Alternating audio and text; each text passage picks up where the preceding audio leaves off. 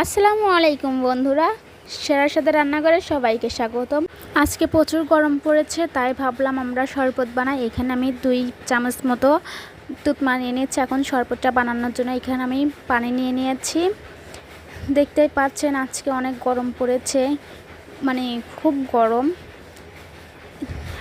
ঠান্ডা ঠান্ডা জিনিস খেতেই কিন্তু ভালো লাগে। গরমের ভিতর ঠান্ডা ঠান্ডা জিনিস আর টক টক জিনিস আমার কাছে তো ভীষণ মজা লাগে। আপনাদের কাছে কেমন লাগে?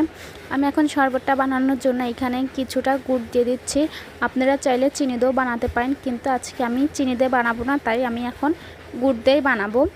আপনাদের মিষ্টি অনুযায়ী চিনি বা গুড়টা দিয়ে নেবেন।